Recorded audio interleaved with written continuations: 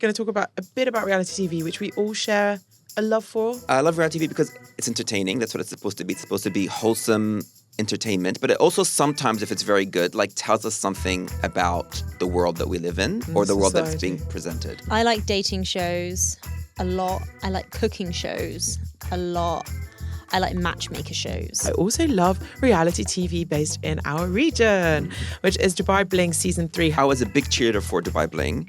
And like with all reality shows, we kind of accept the fact that they are, to a certain extent, manufactured. But we want to be under the illusion that it's not. Yeah. And I think Dubai Bling's mistake is that it let the bells and whistles be the whole plot line. I think they pushed the limit from season 2 to season 3 to being completely gimmicky. Is it a good representation of the Middle East? Is it a bad representation of the Middle East? And like, is it fun that we get to have this kind of representation of the Middle East? I like that it's completely Dubai. I like that it's completely UAE. I like that it's not a version of. It is 8-ish people who have absurd lives.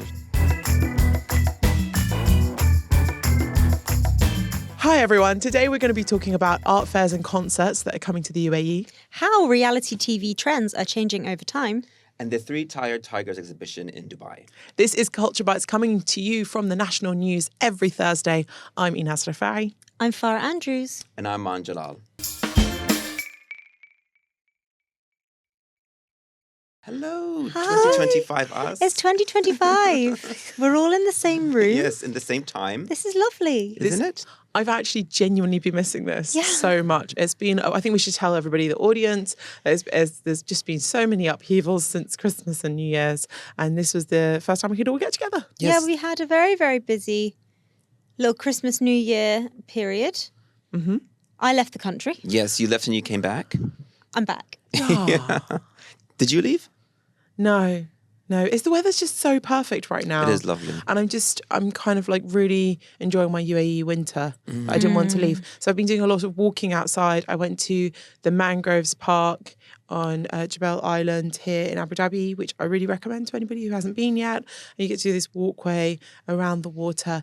And it was just very, very nice to be out in nature here. Yeah. Like the weather at the moment is absolutely stunning. It's cold in the morning. It is cold. People are getting sick.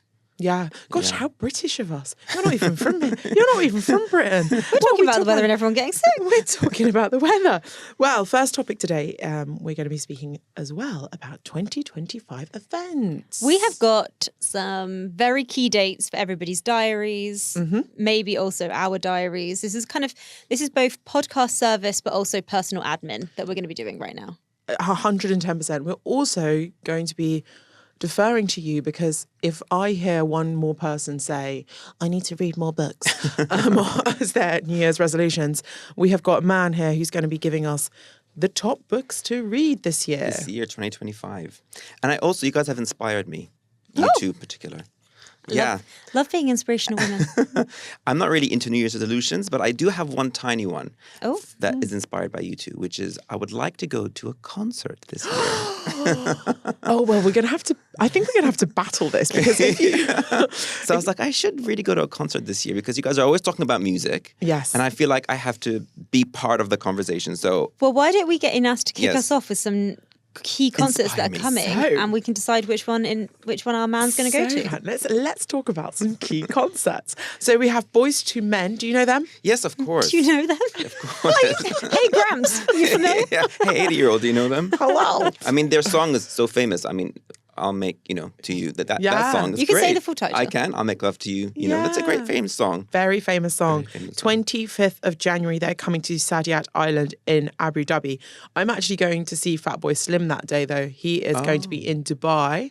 Performing on the very same night. So you could choose Boyz II Men and not go with me, or I could take you to Fatboy Slim. Slim. I think that would be a... that might be a push. I don't know if this is a term of phrase that we're allowed to use, but a baptism of fire.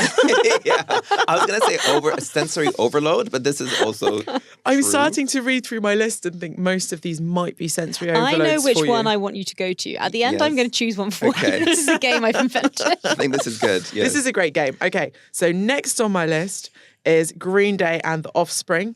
Do you know them? Yes, of course. I don't know the songs, but I know them. Offspring, American something? Yes. They have this American something song. You know a Green Day song, like Wake you Me know Up When Green Day. September Ends. Yes, When September Ends. When you say it, but it's not front of mind. And I don't want to be an American idiot. American Idiot. Okay, Yeah. yes. Well, so that's the 27th of January, and that's the expo in Dubai. I swear, I might be wrong here, but I swear you said to me once that you went to a Green Day concert. No, I went to Red Hot Chili Peppers when I was like 14 in New Zealand. Is that the first and last? That was not the last, but the first. One of the first, yeah. I went to a Red Hot Chili Peppers concert when I was about 14. It was quite an intense experience. It was. I was Red Hot Chili Peppers Hole, if you remember them, Courtney Love, and Placebo. That was all in like 2 days. I went Wow. to Placebo. Was It's my a festival. It was a festival in New Zealand. So you're just brushing over the fact that you went to a festival. That was the first and last musical festival. I'm like, festival. this is really intense and too many people. How many years ago was that? I was 14, 15, so I'm 41 next week, so you guys do the math. Okay. Yeah. Beautiful. This week, sorry. This week? Yes. Tomorrow. No, What? tomorrow When? in Yeah. real time. Oh my Yeah. God, you've got the same birthday as one of my best friends. Oh, really? You and Dima. Shout out. Okay, so I'll put those to one side. Okay, I'm going to skip now to things that I think you might enjoy that are coming up in the country. And obviously this is a list for all of our audience as well. We're not just trying to convince man. Not just man. And we've got the Cause. I feel like this is one we could get you to. Yes, Cores, I'm down. You're down. So this is on February the 6th. It's at the Coca-Cola Arena. Huge space, really big bands. I think they're going to get a really good crowd for this one. I would just like to use this moment to share an anecdote that is not my own, but it is an anecdote that belongs to somebody that we work with and somebody that I know listens week in, week out, and that is Hayley Kadri. Wow. And that is that her dad once bought them all instruments, hoping that they would be the Syrian cause. Her Syrian father.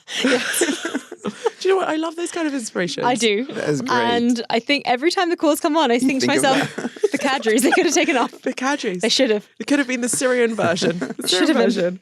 Okay, we have, now this is going to be quite a big one. I have to say that if you don't have tickets for this already, I don't It's pretty think bad news. you're going to, I think maybe don't put this as the top of your list, which is Christina Aguilera is going to be performing on the February the 15th on Saadiyat Island as part of Saadiyat Nights. The Saadiyat Nights festival that goes on in Abu Dhabi, if you haven't been, try and go, even if you haven't got the artist that you dream of. I mean, Christina Aguilera, I think, sold out already. But it's just such a lovely atmosphere. Farah and I went last year. We did. We went to Mariah Carey. It's nice. an incredibly civilized way to watch a concert. So the fact that it's a pop-up blows my mind because it's so So it's like all sturdy. seated and everything? Yes. Very and it's lovely. like bleacher seating up top, but then if you splash out on some of the further to the front seating, you're looking at like a comfortable white sofa experience there. Yeah. It's lovely. And with someone like Christina Aguilera, you'll know her songs even if you're not a fan. Exactly. Right? It's So part I of the think she'd be culture. a really good one. I mean, honestly, there's the Saadiyat Nights are probably the most UAE concerts I think that exist. At one point, and this might actually just be, you know, when you kind of imagine things, like I'm probably just imagining this, but I swear at one point someone was walking around with Bahur. No, they were. It was when we walked in. Someone walked in. So it's an outdoor concert, And we were like, welcome. and we were welcomed with a frankincense, An oud and an myrrh. oud and myrrh being wafted over us in smoke. We walked all the way up the steps and then we got in. It was like kind of like Stunning. amphitheater seating. We were like, and then it Stunning. was sensory welcome. It was stunning. It was the most UAE beautiful, stunning concert. So yeah, if you haven't been, guys, it's an excuse to get to Abu Dhabi. And then I'm going to mention the last one, which is Sting. Are you a fan of Sting? He has that great song, Just the one. The Desert Rose. Not what I was expecting you to say. Or Roxanne as well. Roxanne. Yeah? Yeah. So he's got a few good Englishman in New York? Englishman Yes. in New York. Okay, I didn't know that was this his. all when he was with the police, though? I think it's a Yeah. overlap. Yeah. Roxanne is quite a fun one. My children, we like putting that on the car and then trying to count how many times he says Roxanne. fun. Fun times. A lot of games with that song. Like all the games. Okay, so Sting is here at the Etihad Arena again in Abu Dhabi on April the 3rd.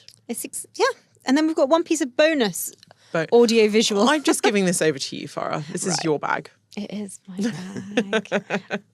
Les Miserables. The absolutely wonderful musical is coming, set in the French Revolution, is coming to Etihad Arena in Abu Dhabi from the April 10th to April 20th. That is a good long run. Now, am I going? 100%. Are you taking Maan? Have I already been? Yes, I saw it in Dubai Opera. Oh yeah, I years did. I ago. saw it in Dubai Opera too when it came. Did I cry? Yeah, of course, of course. It is. Have I watched the film about 1 million times? Yes. With Anne Hathaway? Yeah. Oh, fantastic. I remember this is quite a long time ago, like 10, when did the film come out?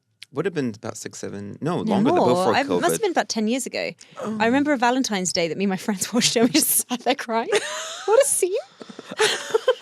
But see, I prefer the original film that's not music with Uma Thurman. And do you remember, have you seen it? I'm not interested. Oh, I go okay. for the music. You go for the music. It's the music that gets you. I Okay. like to hear the people sing the song of Angry Men. My lamest fans will get it. That's it. Yeah. So yeah, that's some dates to your diary. Very important dates. But we've also got some art fairs around the Arab world that are kind of dates for people's diaries. So one really, really, really key event is kicking off next week. What day are we now? Mid-Jan. So next week, which is the Islamic Arts Biennale in Jeddah. And this year, the theme is All That Is In Between, and it will be a mix of historical artifacts and contemporary artworks exploring the many facets of faith. So that is taking place in Saudi, and it's running until late May. So that is like a good long-running event. I've been wanting to go to Saudi Arabia. Have either of you been? Ages ago. Yeah, when I lived there when I was young. I didn't know. When I was a Well, bit look at that. We're just learning about each other. But Jeddah's quite high up on my list. Yeah, and I really want to go to Ola. Then we have got closer to home, we've got the Sikha Art and Design Festival, which is running from January 31st to February 9th in Dubai.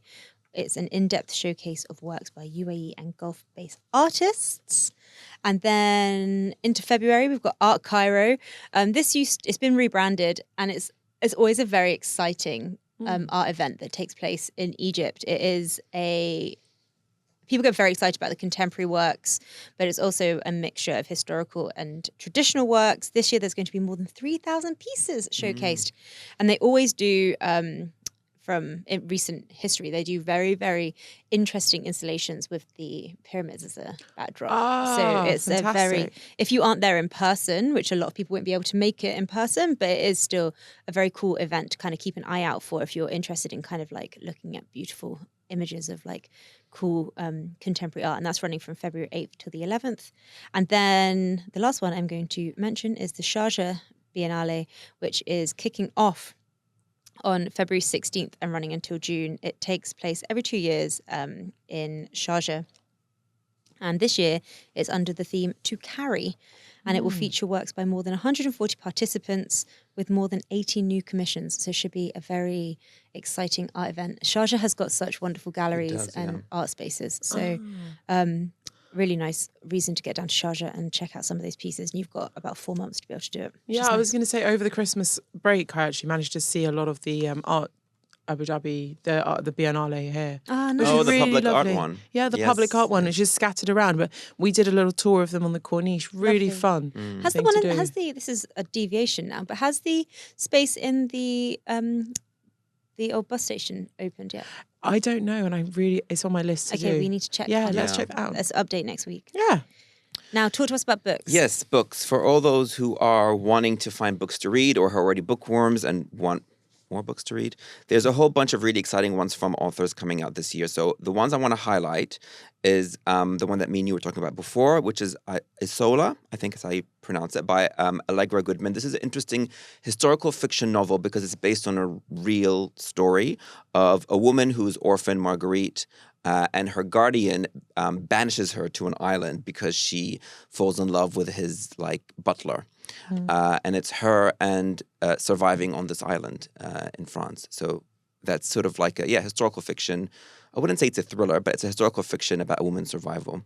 There's also the book Dream Count by Chimamanda Ngozi Adichie. I hope I didn't. Well done. Yeah, I don't know. love her. She's great. She's brilliant. And this is her first novel in a decade, I think. So because I think she had a baby, she took a break. And she also wrote some nonfiction. Yes. She writes a lot of nonfiction. She also writes a lot of essays. And I remember she wrote this wonderful short story about an imagined when Melania and Trump first got into the White House. She wrote a short story from Melania's perspective. It's available online. You can read it. It's really brilliant. It's very funny. Anyway, her new book is called Dream Count, and it's about the lives of 4 Nigerian women who are like, two of them are best friends, one of them is cousins, and they're all sort of at a precipice in their life and what to do with their lives. And she's very good at going into characters' heads.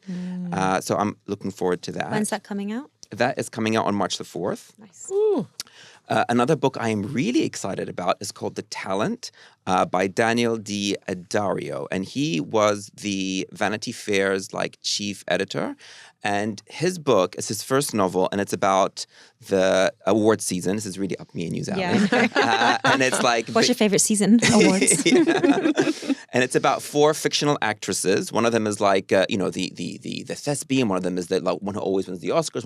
One of them is like a newbie to the scene, and they're all... nominated for Oscars, and you see how the season really gets to them and what happens as a lead up to the awards night. So that sounds, because he was like a red carpet journalist, and he's a features editor for Vanity Fair, so he's probably writing a lot of things about the world that he really knows. So that'll be really exciting It to read. sounds a little bit like elevated Taylor Jenkins Reid, Yes. kind of. Yes. And I do like her. I like the ones that she has that are really set in Hollywood. Like Evelyn Hugo, the 9 Lives, seven lives yeah. of Evelyn Hugo. But yeah, I do like these kind of like stepping away slightly from reality of kind of like, who is this character based on? Or just anything about fame in Hollywood in a novelization form. I think it's like really fun to read. Do you know when that's coming out? That is coming out on February 25th, so like soon-ish.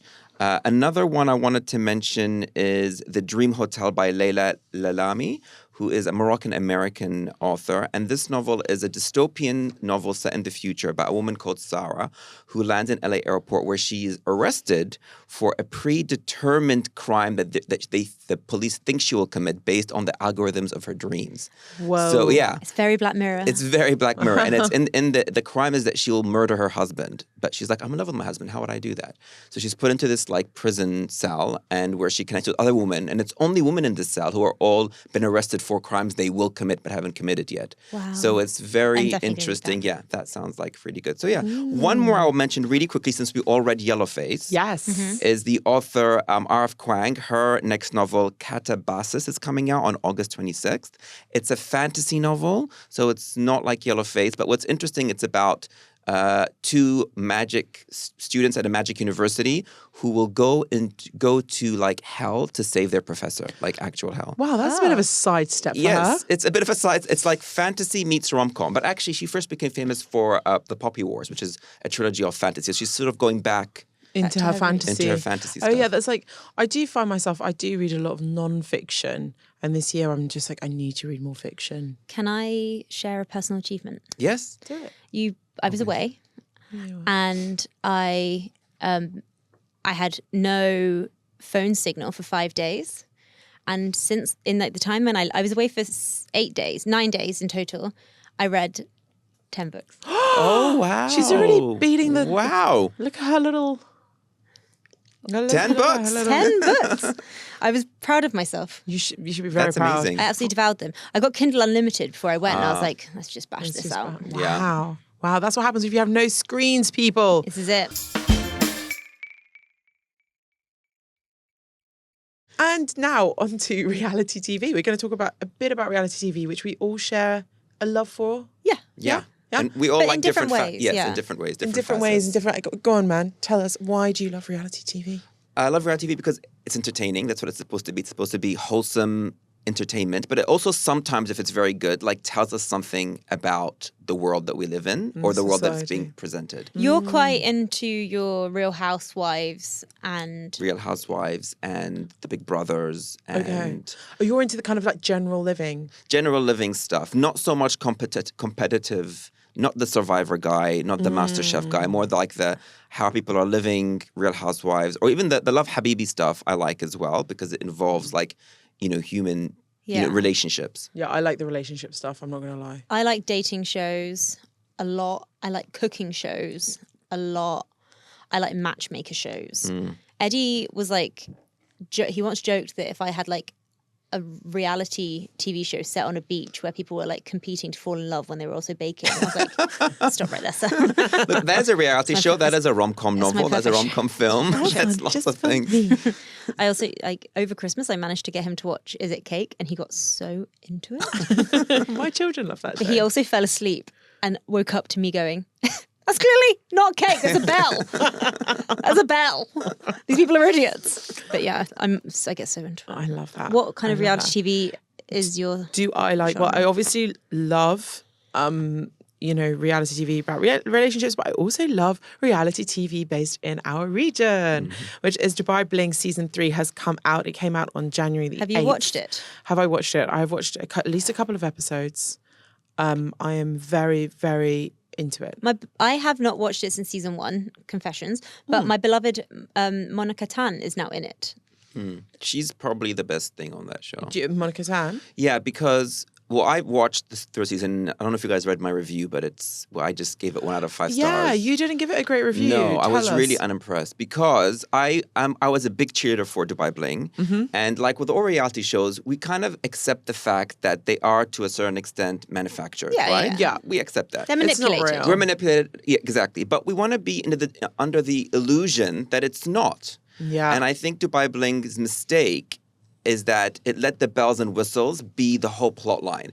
And when I say bells and whistles, I think like, the big fancy cars, dressing up like to the nines. Like that was entertaining the first season. Like it was funny. But then when you're sitting at home dressed in a ball gown, or you have a funeral for your Lamborghini, or when you're having a discussion and you're facing the camera. But do we not quite like that caricature? There's different between character and gimmicky. Like, I think they pushed the limit from season 2 to 3 to being completely gimmicky. And it's even stuff like, we're talking. We're not looking at the camera and talking, right? Sometimes I do. Yeah. But they're supposed to be having conversations and having, like, these discussions and fights. But they're all, like, literally face the camera and, like, talking like this. To me, just ruins the illusion. Don't let him act humble. He comes in here, he goes, which one's my camera? Yeah. What's my best angle? Get my right face? Sure. That's why he's always sat on this side. No, I think for me personally, I suppose I just take a step back even further. I should really be dissecting it the way you do, where you're talking about, like the general, what the general vibe is of this year of Dubai Bling. I wouldn't say, it was funny, I was talking to my husband, like, is it a good representation of the Middle East? Is it a bad representation of the Middle East? And like, is it fun that we get to have this kind of representation of the Middle East? It's kind of where I kind of like seem to find myself. I like that it's like, we aren't sitting here saying it's a documentary about living here, right? No, That's it's not what it is. That's not what it is. I also, I like that it's completely Dubai. I like that it's completely UAE. I like that it's not a version of, like, obviously we've all loved Love is Blind Habibi, but that is the regional version of. We like Real Housewives of Dubai, but it's a regional version of. And it's nice that Dubai Bling just is 8-ish people who have absurd lives. Nice, yeah. It's Chris Faye pretending he took a private jet from Australia to Dubai, which will stay with me forever from the first episode. allegedly, whatever. Yeah. But I don't think it's actually possible to fly a private jet from Australia.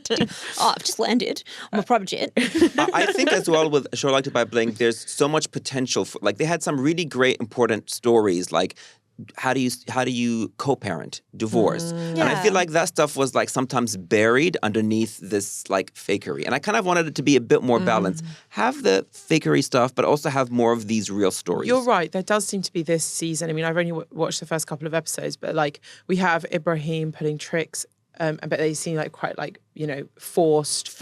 And then you have like Mona having problems with her diary again. It's like a storyline that feels a bit forced. But am I going to watch the whole season? Yes. Yes, I have one question. Sorry. Problems with her diary. Does it just mean that she's like busy? Yeah. Yeah. Okay. But her husband complains because he's like, she's like, if you want to see me, you need to book and give me 3 days notice. And he's like, I want to just have dinner. He's like, but what about dinner? Valid point. Yeah. But what about dinner? What about dinner? What about breakfast, love? I think she's that's not me. having it. Oh, so she likes to be. I mean, the woman is a very, very, very busy entrepreneur. So she's got to get. She's allowed to do what she wants to do. I mean, Yeah, They've hustled. They have hustled. That family Oh, Great Hustlers. No, but yeah, I think if you haven't seen it, do try and check it out. It's on Netflix. Dubai Bling, season 3. Go back to season 1 because you'll get to know the characters. I do have a bit question though for you guys. Please. What would put you off a show from in your genre of reality TV? Like, what you're like, oh, I can't watch this anymore. Is there a specific thing that makes you? Is it like when the reality bubble is burst? Like for me, it's when I'm like, oh, they're telling me, they're not showing me things. It's so cringy. Interesting. I think for me, I think the format has to be right if it's one of those game shows or there's because often, even with like Love is Blind, I can find like, I kind of want to get to the reveal really quickly. And then I want to see the crumble, which is where all the drama really happens, because when they don't see each other, you don't see any of that drama necessarily.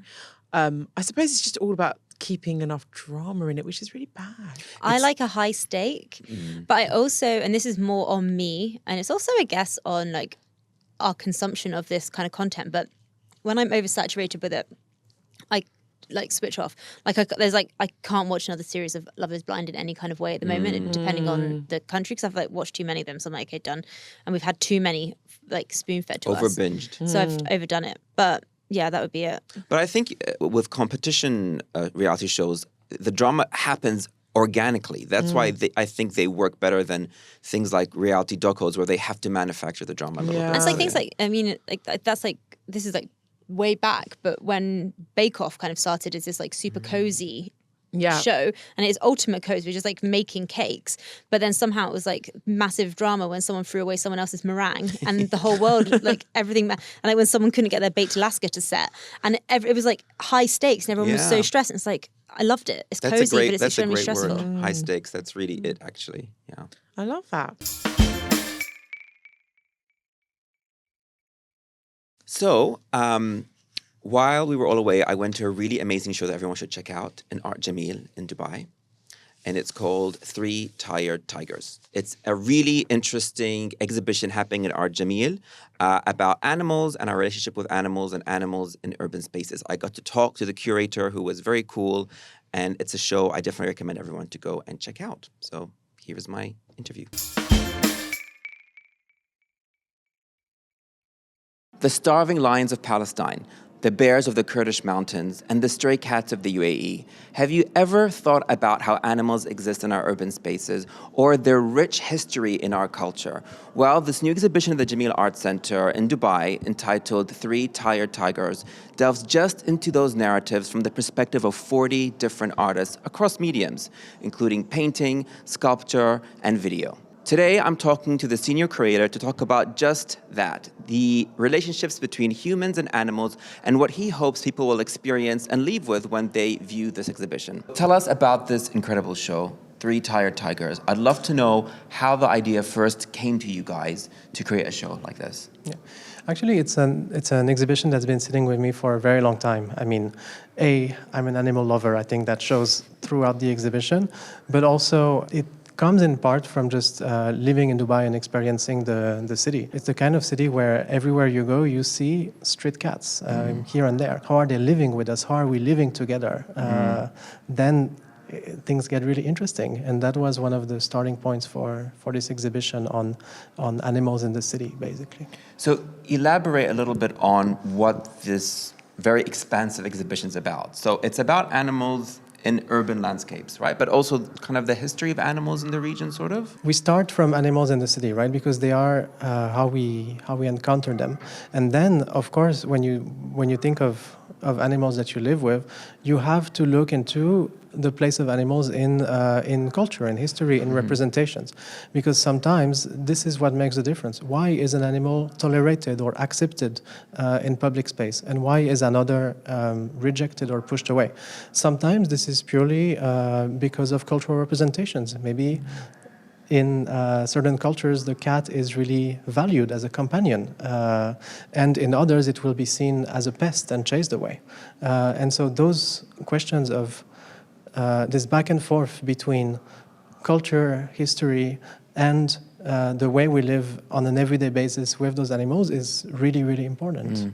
And when you were curating the show and collecting these narratives from different artists, was there anything from a historical perspective, or even something happening right now that really surprised you or was really interesting for you to discover? This exhibition is really is a collection of basically 40 stories. Each artist tells about maybe one animal or certain animals in their context. They come from very different places. You have a lot of local artists from Dubai and the UAE, but also from the entire world, in the region and beyond. It's a very diverse collection of stories and animal representation. Absolutely.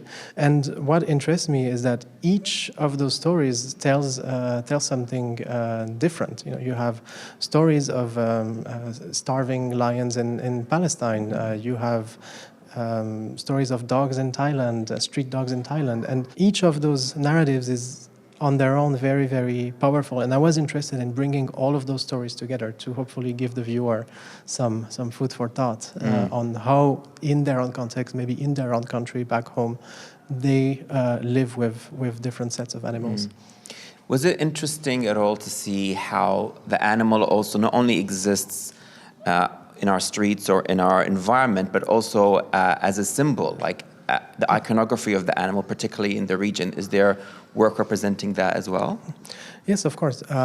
We have quite a few works that look at lions, for instance. Lions, they're the quintessential symbolic animal, right? They're the king animal. They're the animal of power, of might, and I'm really interested in what happens when this symbolic animal that we cherish and think about meets the real animal. There's quite a few stories of basically conflicts or discrepancies between the imagined animal and the real animal. What happens when the lion that you imagine as the symbol of power starts starving? What happens when the bear that you imagine as a symbol of might and nature starts hiding? What was really cool that I noticed in the exhibition is that some parts of it are very playful, and then some parts of it are very harrowing. And I'm wondering whether that, that spectrum and diversity of emotion, that dichotomy, was something that happened organically as you were curating, or was something that was more planned? Part of it happened organically, because I think it just corresponds to the range of emotions and behaviors that we have with animals. We cherish them as pets or companions, and they bring us joy. But you also have so many stories of suffering and abuse towards animals, and unfortunately, the balance of power usually between humans and animals is so not in the animal's favor that you end up having quite a lot of very tragic situations and stories. Unfortunately, for many of those stories of conflicts and disagreements that I evoke, things don't really end well for the animals. So I think it comes from this double. The way we live with them, really, the way we interact with them. Absolutely. Yeah. And then curatorially, it was important for me to bring a balance. I think it's very easy to be, when you talk about the environment and nature, it's easy to get very pessimistic very quickly. But it was also important for me to bring narratives of hope and joy, and how we can find ways to live together despite the constraints of our cities or our environments. One of my favorite pieces in the exhibition is the painting Horses by Jameel Al-Husseini. I'm wondering if you had a piece that you would like to highlight, or pieces that you'd like to highlight from the 40 artists that are exhibiting here. First, I have to say I'm really glad you like this piece. The show ends on this piece, and I really wanted to make sure we finish on a note of hope. Just for your viewers or listeners, it's a piece by a Palestinian artist, Jumana Bayezid Al-Husseini, who was exiled in Beirut pretty much her whole life. And she painted horses flying in the sky of Jerusalem, a city that she had left in 1948. What really struck me, and why we included this in the exhibition, is that we have this quote from her that is amazing, where she says that and this is coming from someone who's been living in exile for 60 years until her passing. She said, "I like to paint horses because they always return home." And I found this such a very powerful statement. Yeah, very powerful. And horses have a very long rich history in the Arab region. Absolutely. Yeah. I'd like to highlight the work of Lynn Mesaid. She was a German-Iraqi artist, and she did a lot of artworks that looked back at her Iraqi heritage and Iraqi history. She made this incredible work called the Hamar Marshes. It's a very large artwork. It's about 6 meters by 3, and it's a collage. It looks extremely fragile, extremely flimsy, and it is. But it's this amazing kind of, I want to say, fresco depicting life in the marshlands of the Tigris and the Euphrates in Iraq. And it's an ecosystem that unfortunately has been largely lost and suffering.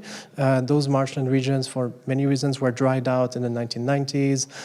There's been a recovery program since the 2000s to kind of bring back life. But a lot of the unique coexistence between human and animals in this amazing environment has been lost, unfortunately.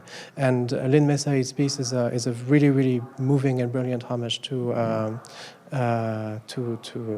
this ecosystem, and I find it very inspiring and full of hope, despite the story of it. Yeah. I also really love Hayaf Kahraman's work that you guys have here. I think it's an earlier work of hers, right? It is really early. The lion.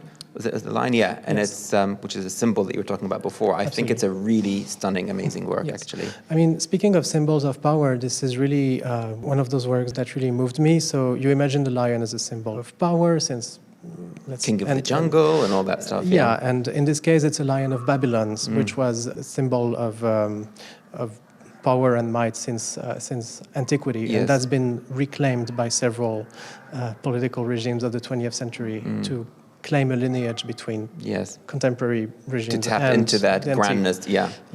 And but she's also an Iraqi artist, and she painted this lion that was a strong symbol of her country, but as a wounded lion. You see this symbol of power in a position of fragility, which I think brings about a lot of very interesting and moving conversations. And contrasts. Absolutely. Yeah. Another artwork I'd like to mention is an artwork titled Cats by Khalid Jaffer, who's a UAE-based artist. And he's been painting small portraits, small drawings of street cats that he encounters on his daily walks, his daily commute to work. So this is a very regionally local-based work. Literally cats from Dubai and Sharjah. The cats that we see every day. In conversation with the artist, we've decided to place the cats not on one single wall, but throughout the exhibition. So low on the ground. And low on the ground, we actually measured cat eye level to make sure that if ever a cat visits the exhibition, then they can see their peers. And those cats are placed at sometimes funny little moments in the show, places you don't expect them, awkwardly low, sometimes awkwardly high. Which is how you would experience the stray cats in the city. Absolutely. And so they punctuate the exhibition, they accompany the exhibition in a very, I think, soft and playful way. And that is something that I was really, really attached to. And I love how it weaves through the exhibition in different parts of it. That's very cool, like how you physically placed it in different parts as opposed to dedicating a space to it. Absolutely. It's very clever. Yeah. So in a way, they tie the whole story of the exhibition together, and I'm really attached to them for this reason. I mean, in a way, we are just stray humans walking through this animal kingdom, experiencing the animals. Absolutely. Yeah. What would you like people to leave with after they've experienced the exhibition? Is there a hope that you have for them, or do you sort of just you're happy for them to experience whatever? It's a dense show. It's a generous show. You have about 40 artists, almost as many stories, and I'm pretty sure anyone can find stories, anecdotes, teachings that they can relate to. And if I have just one hope, is that when they go outside and they see the street cats playing in the park or on the street by them, maybe hopefully that they look at them slightly differently. Absolutely love that, man. Yes, lovely. Thank you. That was so lovely. So on to recommendations of the week. Shall I start? Please do. Yes. Okay. So I have been, with the new year, trying to listen to more new music, and I am going back to somebody we spoke about actually the very, very beginning of Culture Buzz. Her name is Nour, spelled Nour. She has a really interesting sound. She's an Egyptian artist. She's got a new-ish song called Min Yusaddak. What does that mean? It means like who believes. Mm-hmm. And it's actually in a film. I found out from some young people who work at IMI. It's in a film that I'm not aware of, but I really want everyone to go and listen because her sound is like really. It does a little bit of dance, a little bit of Arabic. It's kind of like it's quite airy and pretty. I would describe her sound as quite pretty and very, very of like kind of like that kind of poppy, garagey, fun era that feels so nostalgic to me, a bit like Flowers. Do you remember that song Flowers? She kind of has that kind of vibe. So that's my recommendation of the week. Her name is Nour, Nour. She's not very well listened to on Spotify. I think she's got about 200,000 followers, but I'd like to get her up because she's good. A nice boost. I will do mine. As we have discussed, I read a lot in the last week and a half. So I am going to recommend one of the books I read, which is called The Family Upstairs by Lisa Jewell. Have you read this? No, but I when I saw the name, I was like, oh, that's a really great title. That's a great title. It's not new. It came out, I think, in 2020. It is a very, very, very good book that is kind of all circles around this big kind of mansion in Chelsea, like a terrace mansion in Chelsea, huge house. And it's a story written from the perspective of 3 characters about things that happen in the house. And it all kind of begins when 3 bodies are found in the house and then there's a baby alive. And it's kind of like unraveling who died, who the baby is, where everyone else went. It's good. Wow. It's funny. I was like, Very twisty turny. I was like, okay, family home in Chelsea. I was like, this doesn't really sound like Farah. And then there was a dead body in the basement. I was like, oh, there it is. Baby and a body. And I'm back. And she's here. It sounds good. Great. What's your recommendation, man? My recommendation is the Dune Prophecy series, which is on, I think it's OSN or Disney Plus. It's one of those, so it's available to stream here. And it's the prequel to the Dune films. And it just came out, and it's brilliant. It's set 10,000 years before, like, the Dune films. What happens? Quite a significant prequel. Yes. Yeah. It's how they all got to that stage. And it's based on the novels written by Frank Herbert's son. So Frank Herbert wrote Dune, so his son wrote the novels. And it's just so well done, like great casting, great story. And it's focused more, have you guys seen the Dune films? Yeah. So it's focused on the Bene Gesserit, I can't say that word, but the women who control everything and how their society kind of started and their aims at the beginning. It's just very good, beautifully filmed, great dialogue, wonderful. Oh, highly recommend. Fabulous. Well, some Yes. TV book music. Yes. I love A very that. comprehensive set of recommendations. That's it. Well, that's it for today. Thank you so much for listening this Thursday. Come back next Thursday if you want to hear more. And if you like this episode, please follow and subscribe on your choice of podcasting app. And don't forget to tell your friends and family about us and to follow us on social media. Bye. Bye.